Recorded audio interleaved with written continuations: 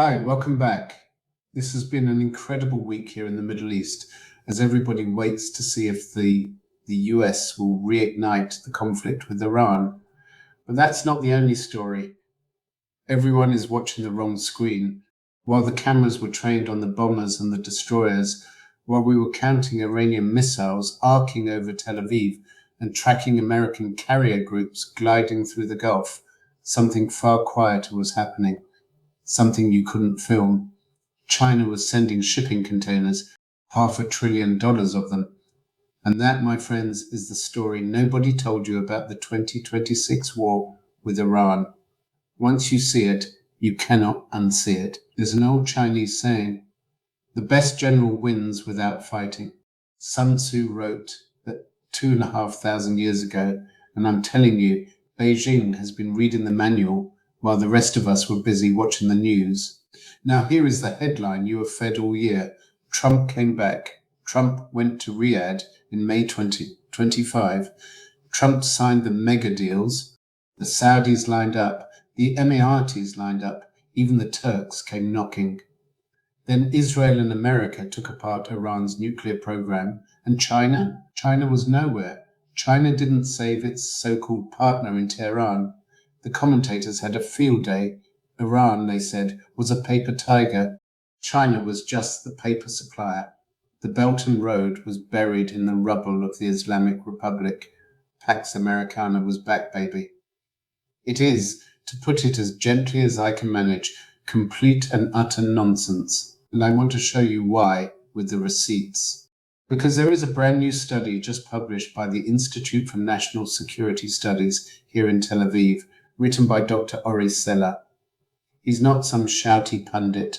He's a senior researcher at the Glazer Israel-China Policy Center, former chair of East Asian Studies at Tel Aviv University, a man who reads Chinese sources in Chinese, and his finding, in one line, is this.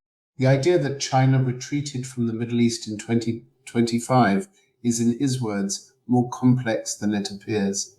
What he means in plain English is this. China did not retreat. China dug in. Look at the numbers. Chinese exports to the region in 2025 hit $293.5 billion, up more than 10% on the year before. Total two-way trade with the region, Israel included, came to roughly $517 billion. Let me put that figure in your hands for a moment. $517 billion. That is more than China's entire trade with the United States, more than its trade with all of Latin America combined. Almost 2/3 of its trade with the entire European Union. Saudi Arabia and the UAE each topped $108 billion apiece.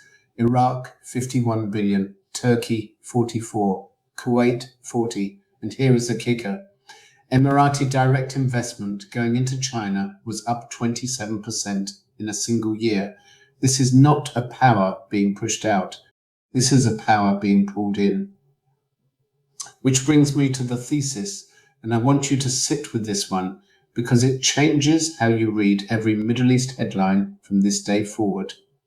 China's secret weapon in the Middle East is not a weapon, it's trade. Think about how empires used to work. You sent the warship, you raised the flag, you stationed the garrison, you signed the alliance. Military first, money second. That is the American playbook. That was the British playbook before it. That has been the rulebook of great powers for 200 years. China has torn it up and written a new one. China sends no warships. China raises no flag.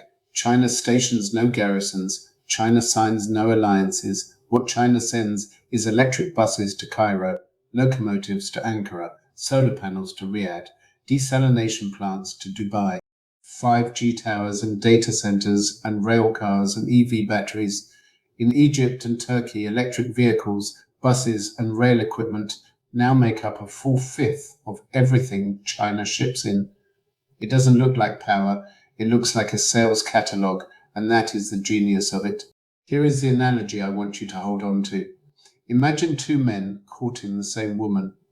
The first arrives with a sword on his hip and a contract in his hand. He says, "Marry me, sign here, and I will protect you forever."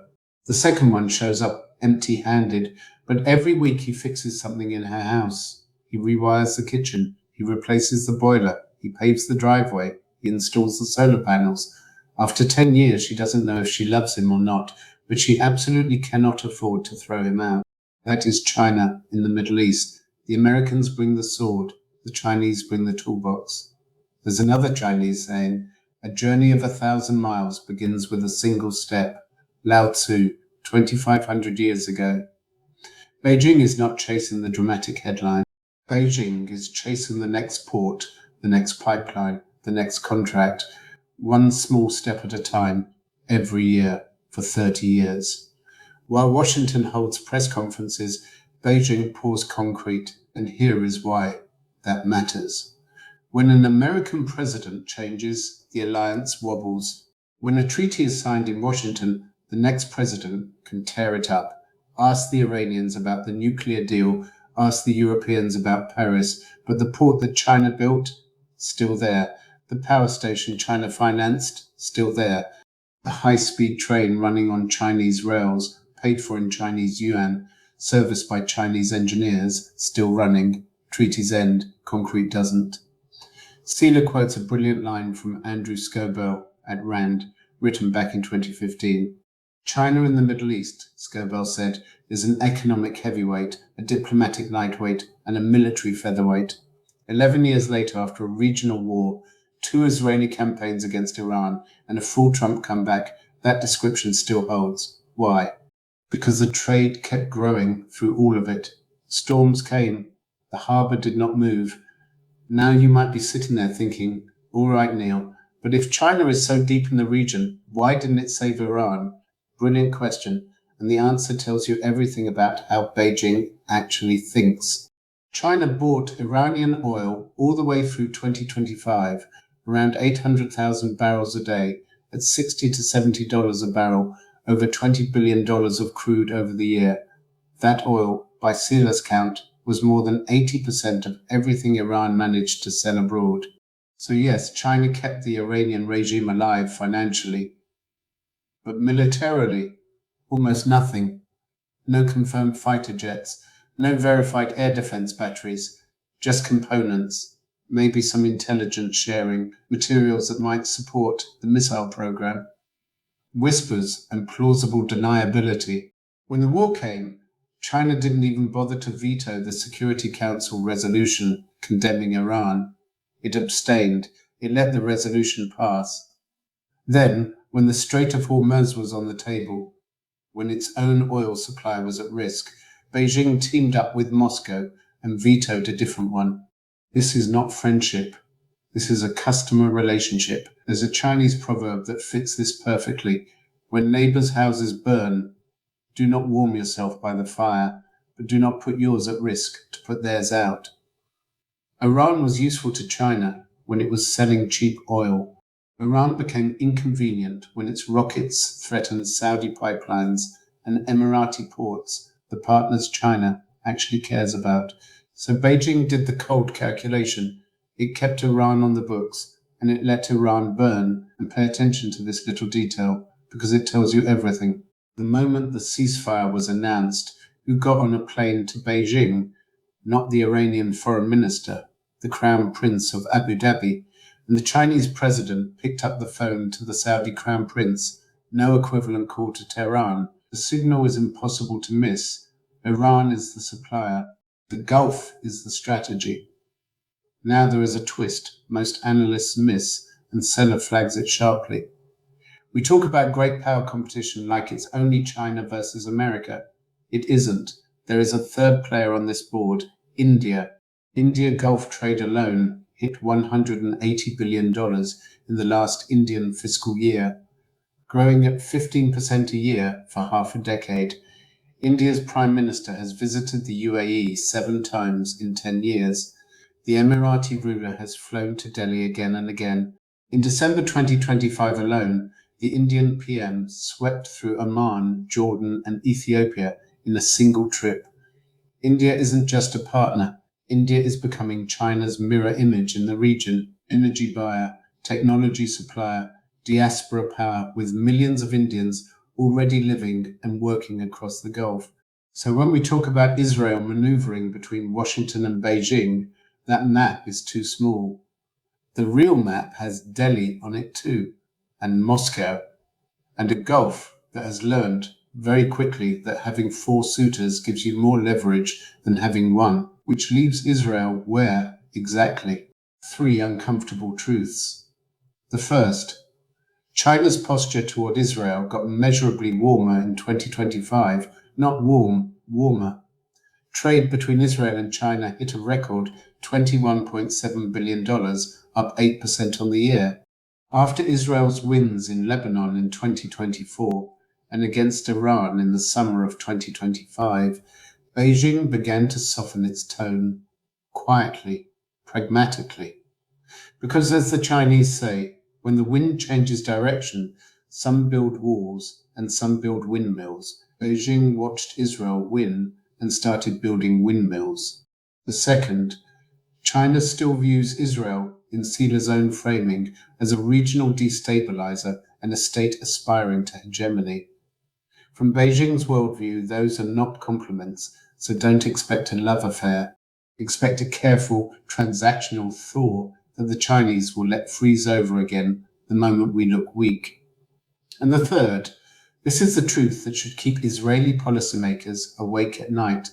The single biggest open question of the post-war Middle East, the one Sila puts right at the top of his paper, is whether China will help Iran rebuild its military industry. Will Chinese factories restore the missile program, the air defenses, the drone production lines that Israel just dismantled at enormous cost? Because if the answer is yes, then everything we achieved in the war gets quietly reset on a long enough timeline, not by American policy, not by European weakness, by a Chinese assembly line in Isfahan, paid for in yuan, blueprinted in Shanghai. That fight has to be fought in trade ministries, boardrooms, and UN delegations, not on the battlefield. We won the kinetic war. The economic war is just beginning. So the next time someone tells you that China is finished in the Middle East, that America is back, that Trump won, and Beijing got humiliated, ask them one question. Why then did China just sell the region a record $500 billion of stuff? Why did the Emiratis just pump 27% more money into China? And why, when the ceasefire was signed, did the Gulf princes board planes for Beijing? Because while the West sends carriers, China sends containers. While we count missiles, China counts orders. While we win wars, China wins decades. There is one more Chinese saying I'll leave you with. Still water runs deep. The American presence in the Middle East roars. The Chinese presence flows. And in the long run, my friends, it is not the roar that wears down the stone. It is the flow. Iron rusts. Concrete cracks. But a trade route lasts forever. That is China's secret weapon. And ignoring it is the West's most expensive mistake. I'm Neil Lazarus. Stay sharp.